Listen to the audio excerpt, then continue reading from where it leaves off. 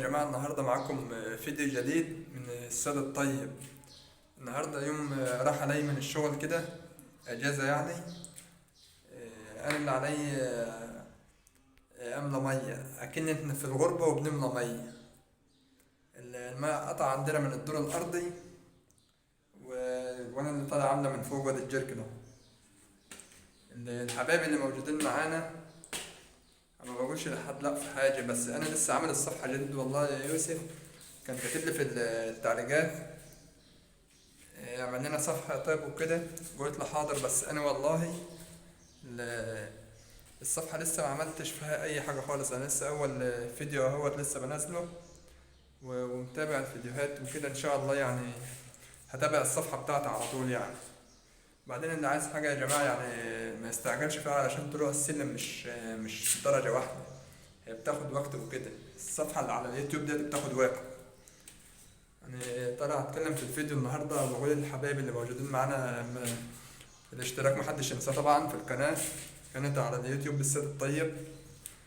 يعني طالع ان الماء قطع من عندنا من تحت، وفي خزان، اتنين خزان فاضيين، يعني طالع عنا من على السطح. أنا حاليا عديت الدور التالت اهو، طالع على السطح مباشر. الحبايب اللي موجودين معانا فين؟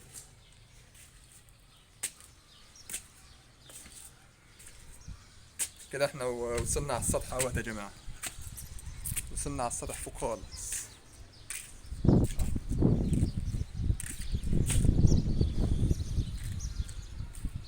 ده السطح الرئيسي،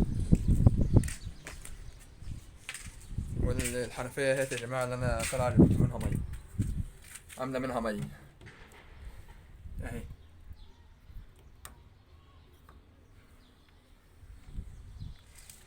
الحنفية أنا جيت أشغلها فوق مش متوصل فيها المية، قلت أما أنزل بقى في شقة أخويا الكبير أملى منها. الحبايب فين اللي موجودين عايزين نتسمى كده ونخش على صفحة الطيب، يلا مع بعض كده يا جماعة. أخباركم يا جماعة عاملين إيه كده؟ لسه عامل صفحة جديدة. دي بقى حنفية حوض الوش اهيت، ضلنا منها الجركن.